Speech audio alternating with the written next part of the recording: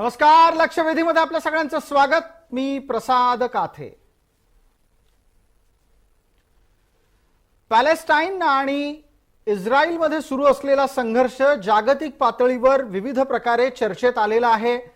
काही घटक इस्रायलच्या बाजूने आहेत, काही घटक पॅलेस्टाईनच्या बाजूने आहेत. यातला एक महत्त्वाचा बदल यावेळेला दिसतोय तो म्हणजे असा की संयुक्त अरब अमिरातीनं चक्क इस्रायलच्या पाठीशी उभं राहणं पसंत केलेलं आहे. संपूर्ण जगाला याच्यामुळे संयुक्त अरब अमिरातीनं दिलेला संदेश स्पष्ट आहे आणि तो दहशतवादाच्या विरोधात आहे. असं असताना भारतात मात्र वेगळी परिस्थिती समोर येते. भारत सरकारनं इस्रायलवर झालेल्या हल्ल्याचा निषेध केलाय आणि या निमित्तानं इस्रायलच्या पाठीशी भारत सरकार उभं आहे असं ठामपणे सांगितलंय.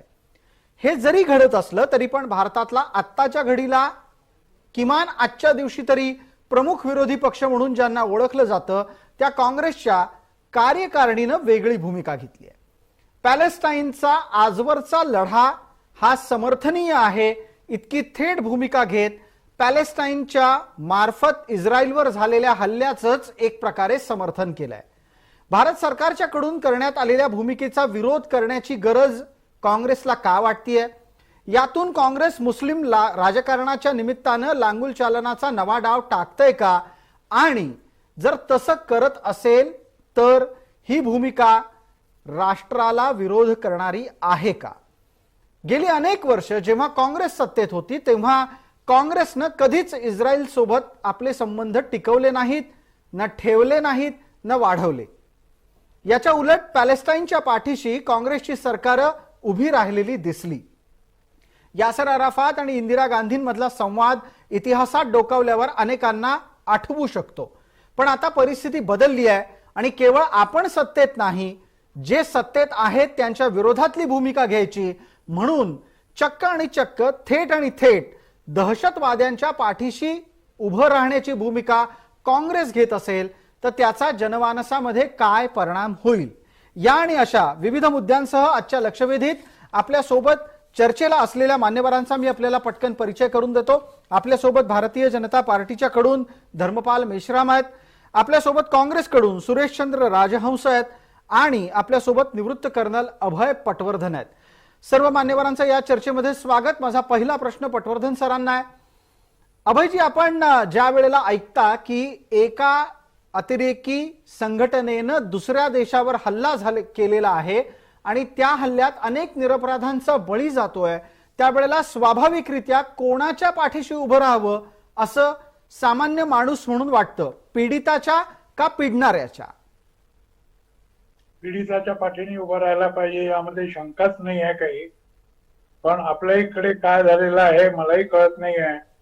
विनाशकाले विपरीत बुद्धी असं जे म्हणतात ते आता झालेलं आहे. दुसरी गोष्ट म्हणजे G20ची जी कॉन्फरन्स झाली ज्याच्यामध्ये India middle east Europe corridor स्थापन करण्याचा करार झालेला आहे. त्यामध्ये युनायटेड एमिरात सुद्धा सामील आहे आणि त्याच्यामध्ये चायना नाही आहे, रशिया नाही आहे. त्यामुळे या लोकांना जे दुःख झालेलं आहे किंवा आपल्या इथल्या विरोधी पक्षांनाही जे दुःख झालेलं आहे त्याचा हा परिणाम असावा असं माझं मत आहे.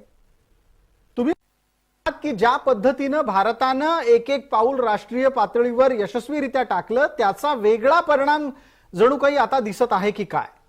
ताज्या घडामोडींमध्ये भारताचे पंतप्रधान नरेंद्र मोदी आणि इस्रायलचे प्रमुख बेंजामिन नेत्यानाहू यांच्यात संवाद झाला.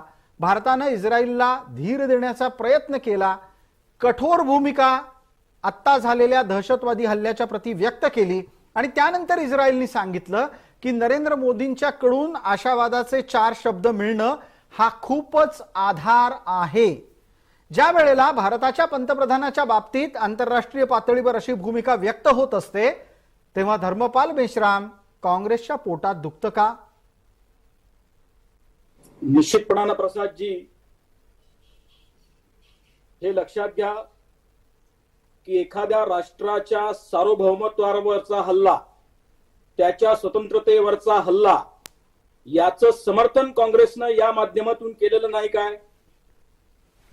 तर निश्चितपणानं हे अधोरेखित झालं. आज या जगाच्याही परिप्रेक्षात जगाच्या सगळ्या अभ्यासकांच्या पुढे निश्चित झालं की काँग्रेसनं पॅलेस्टिनी सारख्या दहशतवादी संघटनेला समर्थन दिलं की काय, अशाच पद्धतीचा विषय आज जगाच्या पुढे आलेला आहे. त्यांनी भारत सरकार आणि भारतीय जनता पक्षाचा विरोध एवढ्या टोकापर्यंत नेला की ते भारतातले घटक आहेत हेच विरोधी पक्ष विसरलेला आहे. आणि त्यामुळं अशा विचित्र परिस्थितीमध्ये पॅलेस्टाईनने जो हल्ला इस्रायलवरती केलेला आहे, इस्रायलच्या पाठीशी किंवा तिथल्या जनसंख्येच्या पाठीशी न राहता त्यांनी अनपेक्षितपणे पॅलेस्टाईनी हल्लेखोरांचं समर्थनच केलेलं आहे. आणि त्यामुळं भारताच्या देखील विदेश नीतीला अशा त्यांच्या या चुकीच्या कृतीमुळं धक्का बसण्याची शक्यता प्रसादजी नाकारता येत नाही. एवढं गंभीर पद्धतीचं स्टेटमेंट मला आता आज येथे दुर्दैवानं करावं लागत आहे. बिलकुल बिलकुल. मी या चर्चेला पुढे नेतो. आपल्यासोबत काँग्रेसचे प्रवक्ते आहेत, त्यांची भूमिका पण आपल्याला लक्षात घ्यायची आहे, ऐकायची आहे. मी त्यांच्यासाठीचा वेळ सुरू करतोय. राजहंसजी, आपल्यासाठी पूर्ण 1.5 मिनिट आहे. कोणी तुम्हाला असे सल्ले दिले की पॅलेस्टाईनच्या भूमिकेचं समर्थन करावं? तुम्हाला कदाचित माहिती असेल नसेल, काँग्रेस वर्किंग कमिटीच्या कडून जो ठराव करण्यात आला कार्यकारिणीतून, तो ठराव मी वाचून दाखवतो. माझ्याकडे हिंदीतली त्यांची प्रेस नोट आहे. त्यात असं म्हटलं गेलेलं आहे की कांग्रेस कार्यकारिणी मिडल ईस्ट में छिड़े युद्ध और 1000 से अधिक लोगों के मारे जाने पर गहरा दुख और पीड़ा व्यक्त करती है. कांग्रेस कार्यकारिणी फिलिस्तीनी लोगों के जमीन, स्वशासन और आत्मसम्मान एवं गरिमा के साथ जीवन के अधिकारों के लिए अपने दीर्घकालिक समर्थन को दोहराती है. राजहंस जी, काही गरज आहे आता अशा प्रकारची भूमिका घ्यायची? नाही, तर आपण ना या काल काँग्रेस पक्षाची जी वर्किंग कमिटीची बैठक झाली, त्या बैठकीमध्ये आपण जो ठराव वाचून दाखवताय त्यासोबत आणखी काही गोष्टी त्या ठिकाणी चर्चा केली गेली. सर्वप्रथम हमास या दहशतवादी गटाने इस्रायलवर केलेल्या हल्ल्याचा त्या ठिकाणी निषेध करण्यात आला. एवढंच नाही तर त्या ठिकाणी सातत्यानं ज्या दहशतवादी हल्ले होत आहेत या हल्ल्याचं काँग्रेसनं कधीही समर्थन केलेलं नाही. या संपूर्ण घटनेचा त्यांनी निषेध केलेला आहे. परंतु हे सर्व करत असताना आता ज्या पद्धतीनं भारतीय जनता पार्टीचे प्रवक्ते मेश्रामजी म्हणतायत की मोदीजींनी एक भूमिका घेतली, त्या भूमिकेला विरोध करायचा म्हणून पॅलेस्टिनींच्या संबंधित काँग्रेसने ही भूमिका घेतली. परंतु आपण जर भूतकाळात जाऊन जर पाहिलं, काँग्रेस सत्तेमध्ये असताना आणि विरोधी पक्षात असताना सुद्धा काँग्रेसची सातत्याने हीच भूमिका राहिलेली आहे. काँग्रेसनं तुम्ही जे आता स्टेटमेंट वाचून दाखवलं त्या स्टेटमेंटनुसार काँग्रेसच्या भूमिका आहे की ज्या ज्या ठिकाणी मानवी हक्काचा प्रश्न येईल त्या ठिकाणी काँग्रेस त्या पीडितांच्या सोबत खंबीरपणे उभं राहणार. अगदी अगदी फार चांगलं बोललात राजहंसजी. माझ्याकडून तुमचं खूप कौतुक आहे. आता माझ्याकडे ना हे 3 कागद आहेत, 1, 2 आणि 3. या 3 कागदांमध्ये मला हमासचा कुठेही दिसत नाही. आणि जर तुम्हाला हमासचा निषेध करायचा आहे तर या प्रकारच्या तुमच्या कागदपत्रांमध्ये तसं लिहिलेलं कुठं का सापडत नाही. उलट तुम्ही काय म्हणता आहात ते वाचून दाखवा की सगळं परत एकदा. तुम्ही असं म्हणताय की फिलिस्तीनी लोगों के जमीन, स्वशासन और आत्मसम्मान एवं गरिमा के साथ जीवन के अधिकारों के लिए अपने दीर्घकालिक समर्थन को दोहराती है. पॅलेस्टाईनला तुम्ही वारंवार समर्थन दिलेलं आहे, हे लपून नाही राहिलेलं. आणि आता जर समजा तुम्हाला अशा प्रकारची भूमिका घ्यायचीच आहे तर थेट नावं घेऊन निषेध का नाही नोंदवत? बघा कातेजी, हॅलो, बिलकुल, आवाज अतिशय नीट येतोय, बोला. हा कातेजी, काँग्रेसनं ना सातत्यानं या दहशतवादी हल्ल्याचा निषेध केलेला आहे आणि आपण याला कुठंतरी राजकीय रंग देऊन की बाबा काहीतरी मोदींच्या विरोधामध्ये काँग्रेस अशी भूमिका घेते असं याला रंग देण्यात मला असं वाटतंय की यात कुठलंही कारण नाहीये. काँग्रेसनं आपण भूतकाळात, मी पुन्हा सांगतोय की काँग्रेसनं आपण भूतकाळातही जाऊन जेव्हा सत्तेमध्ये होते आणि आज विरोधी पक्षामध्ये आहेत, सातत्यानं काँग्रेसनं त्या ठिकाणी जे पॅलेस्टीन लोकांवर जे अन्याय झालेले आहेत, त्यांच्यावर जे अत्याचार झालेले आहेत, त्यांच्या जमिनी बळकावलेल्या आहेत, या सर्व गोष्टीचा विरोध करून त्यांच्या समर्थनार्थ काँग्रेसनं भूमिका घेतलेली आहे. कोणी कोणाच्या जमिनी बळकावल्या, कोणी कोणावर अत्याचार केले हे पण एकदा सांगून टाका, म्हणजे काँग्रेसचा या विषयावरचा अभ्यास किती पक्का आहे तेही कळून जाईल जनतेला. हॅलो, बिलकुल आपल्यालाच विचारलं राजहंसजी, प्रश्न पोहोचला असेल माझा. आपण जी हॅलो. बोला. कदाचित माझा प्रश्न आता ऐकायला गेलेला नसेल, पण या निमित्तानं काँग्रेस जी भूमिका मांडताय ती घेऊन मी आपल्या सोबत असलेल्या निवृत्त कर्नल अभय पटवर्धन यांच्यापर्यंत पोहोचतो. अभयजी, काँग्रेस म्हणते की फिलिस्तीनचं समर्थन केलं, पॅलेस्टाईनचं समर्थन केलं, तर त्यात नवीन काय केलं? काँग्रेस वारंवार पॅलेस्टाईनच्या पाठीशी का राहिली आहे याचं उत्तर कोण शोधणार? आणि तुमच्याकडे इतका दीर्घ लष्करातल्या कामाचा अनुभव आहे आणि त्या निमित्तानं भारतीय राजकारणाचा अभ्यास सुद्धा आहे. एकदा तुम्ही प्रेक्षकांपर्यंत ही भूमिका पोहोचवावी की काँग्रेस इतकी वर्ष पॅलेस्टाईनचं समर्थन का करते? काँग्रेस जे समर्थन करतं पॅलेस्टाईनचं किंवा अरब देशांचं ते अतिशय जुन्या काळापासून करताय. नेहरूंच्या वेळेला सुद्धा होतं, इंदिरा गांधींच्या वेळेला इजिप्तचं समर्थन आपण करायचो, त्याच्यानंतर पॅलेस्टाईनचं समर्थन आपण केलं. यासेर अराफात हे इंदिरा गांधींचे स्वतःचे मित्र होते, त्यांच्याबरोबर त्यांच्या अनेक घडामोडी झालेल्या आहेत.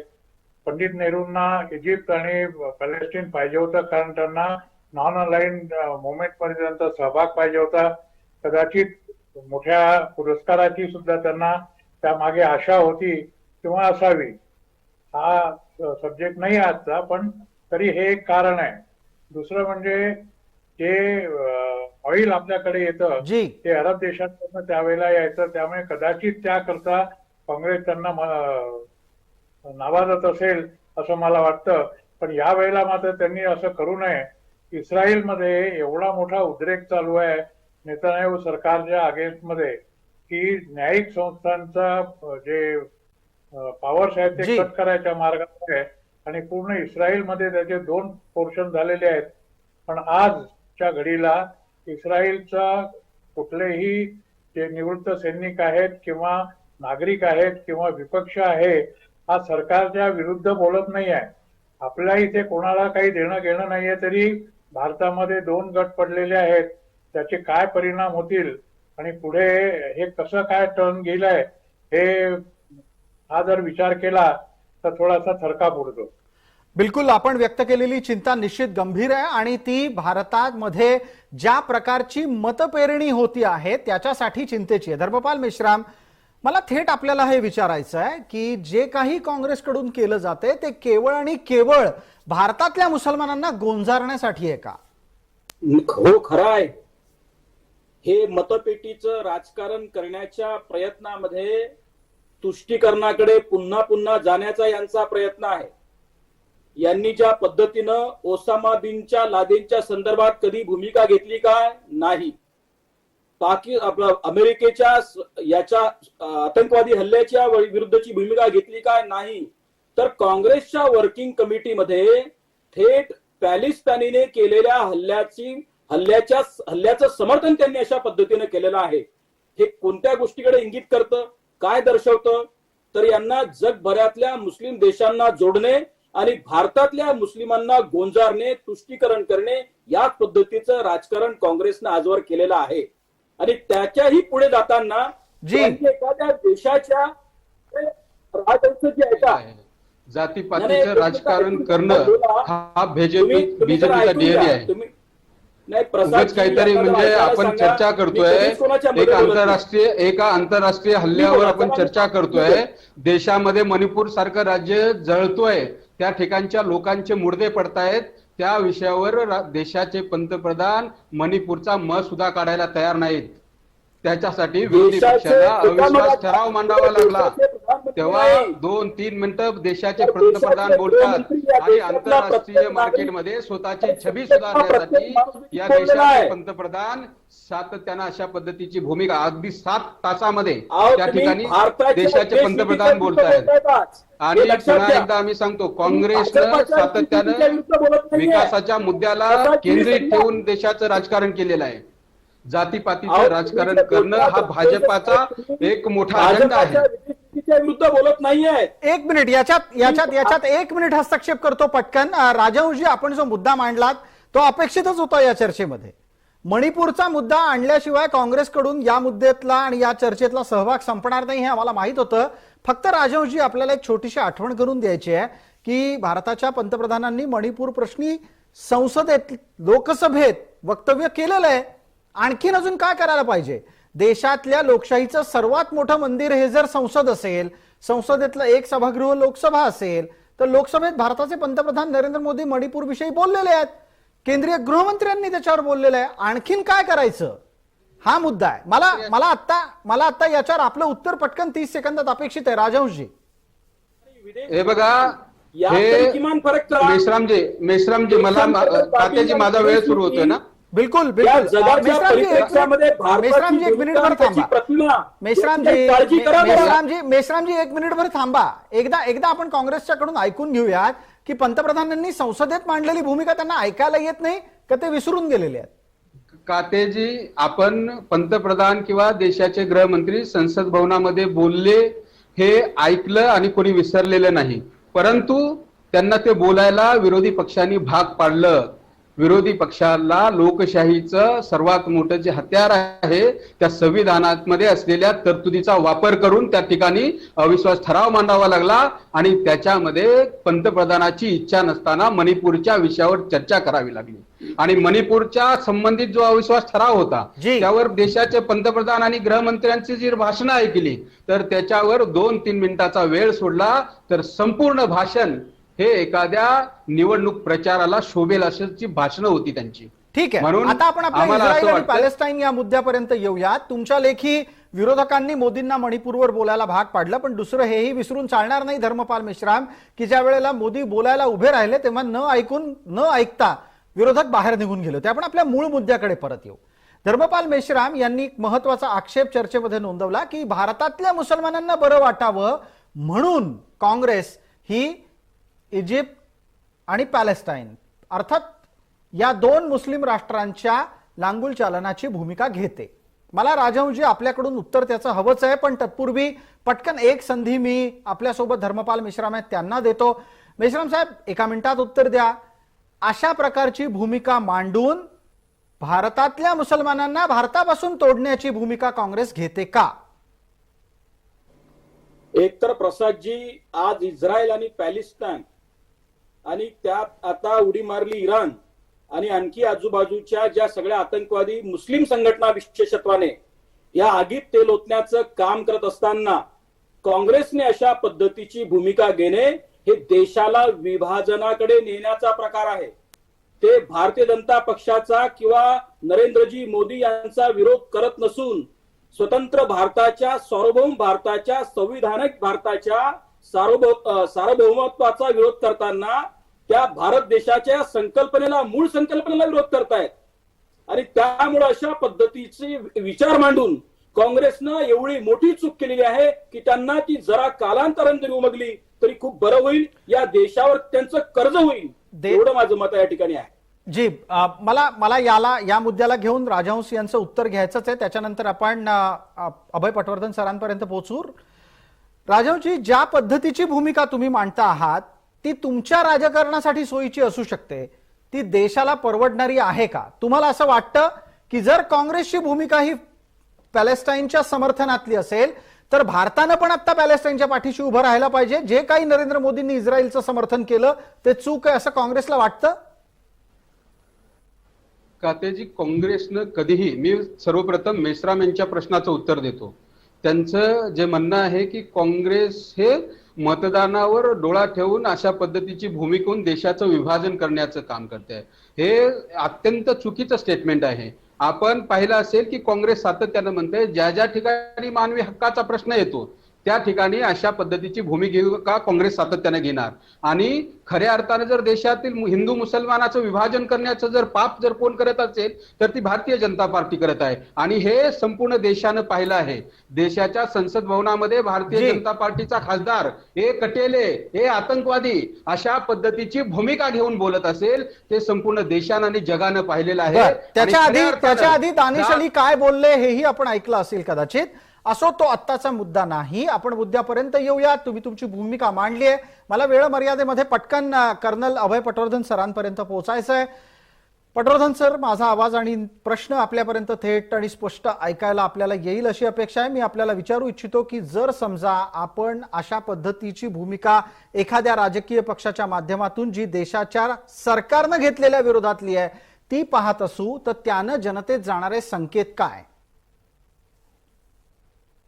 त्यांना जनतेत जाणारा फक्त एकच संदेश आहे, तो म्हणजे या देशामध्ये लोक देशाचा विचार न करता किंवा विपक्ष देशाचा विचार न करता स्वतःच्या स्वार्थाचा विचार करतो. जसं मी मगाशी सांगितलं की जिथे हे युद्ध चालू आहे तिथे सुद्धा सगळे लोक एकत्र आलेले आहेत इस्रायलमध्ये. ते सरकार 10 दिवसापूर्वी पडणार होतं अशी कंडिशन निर्माण झाली होती. विपक्षांनी ती केलेली होती. तिथे निदर्शनं चालू होती, तिथे हरताळ चालू होता, पण ते त्याच्यातनं सावरले आणि सरकारच्या मागे उभे राहिलेले आहेत. जे काही भांडायचं ते नंतर भांडू असं म्हणतात. आणि आपल्या देशामध्ये मात्र जिथे काही देणं घेणं नाही आहे अशा प्रश्नाबद्दल विभाजन होत आहे. आणि ते विभाजन जर स्वार्थापोटी होत असेल तर त्याच्यासारखी लाजिरवाणी गोष्ट दुसरी नाही, हे माझं स्पष्ट मत आहे. बिलकुल. या मुद्द्यावर जेव्हा एखादा लष्करी अधिकारी बोलतो तेव्हा ते अधिक गांभीर्यानं ऐकण्यासारखं असतं आणि ते गांभीर्यानं घेण्यासारखं सुद्धा असतं. मला आपल्यासोबत भारतीय जनता पार्टी आणि काँग्रेसचे दोन्ही प्रवक्ते आहेत. त्या दोघांनाही ही विनंती करायची आहे की राष्ट्रीय अस्मिता आणि राष्ट्रीय भूमिका याच्या बाबतीत गोंधळाची परिस्थिती कोणीही तयार करू नये. भारतीय जनता पार्टीच्या कडून तशा प्रकारची अपेक्षा नाही, काँग्रेसकडूनही तशा प्रकारची अपेक्षा नाही. मग धर्मपाल मेश्राम, आपल्याला प्रश्न आहे की ज्या वेळेला पीडिताच्या पाठीशी उभं राहायचं हा एक सर्वसामान्य माणुसकीचा संकेत असताना इस्रायलच्या पाठीशी न उभं राहणाऱ्या काँग्रेसला जनता धडा शिकवेल का? प्रसादजी, जनतेने काँग्रेसला धडा शिकवायचा आहे की नाही ते जनतेने ठरवायचं. ते आम्ही जनतेवर सोडू. या देशाच्या लोकशाहीनं आणि संविधानानं जनतेला तो अधिकार दिलेला आहे. पण आज इस्रायल आणि पॅलेस्तीन अशी परिस्थिती असताना आणि जागतिक स्तरावरती अशी युद्धाची स्थिती निर्माण झालेली असताना एखाद्या 50 वर्षापेक्षा जास्त कार्यकाळ सत्ता भोगलेल्या राजकीय पक्षानं अशा पद्धतीची भूमिका घेणं हे या देशाच्या भारत देशाच्या सार्वभौमत्वाला, अखंडत्वाला आणि स्वतंत्रतेलाही धक्का पोहोचवण्यासारखा आहे. ठीक आहे. या आरोपावर पटकन एका मिनिटात काँग्रेसची प्रतिक्रिया येते. आपल्यासोबत राजहंसजी आहेत, आपण बोलणार आहात. आपला वेळ सुरू होतोय. कातेजी, या भूमिकेच्या संबंधित जर भारतीय जनता पार्टीच्या प्रवक्त्यांना असे वाटत असेल की येणाऱ्या निवडणुकीमध्ये जनता काँग्रेसला धडा शिकवेल, तर त्यांचं ते मत किंवा त्यांचा तो भ्रम आहे तो साफ खोटा आहे. कारण कारण कारण कारण कारण कारण की जनता हे जनतेला या देशाचा हित, देशाचे जे प्रश्न आहेत, देशातल्या गरीब माणसाचे जे प्रश्न आहेत, देशातली सामाजिक सलोखा बिघडत चाललेला आहे, देशाच्या संसद भवनामध्ये निवडून दिलेले भारतीय जनता पार्टीचे लोकप्रतिनिधी लोकांना जात आणि त्यांच्या धर्मावरून अतिशय स्तराला जाऊन बोलत आहेत. त्यामुळं ज्या सरकारनं भाजपा हे देश हिताचे निर्णय घेण्यापेक्षा आंतरराष्ट्रीय स्तरावर आपली छबी सुधारण्यासाठी नको ते स्टेटमेंट करून उगाच काहीतरी हे करून काँग्रेसला बदनाम करत आहे. मला असं वाटतंय की येणाऱ्या काळामध्ये देशातल्या ह्या जनतेनं ओळखलेलं आहे. ठीक आहे. आणि जनता नक्कीच त्यांना धडा शिकवल्याशिवाय राहणार नाही. ठीक आहे. आपण सर्व मान्यवर या चर्चेत सहभागी झाला आहात त्याबद्दल आपले मनपूर्वक आभार. वेळ मर्यादेपोटी या चर्चेला आपण इथेच अल्पविराम देतोय. लक्षवेधीच्या या चर्चेत तूर्तास इतकंच. सर्व प्रेक्षकांना जय महाराष्ट्र.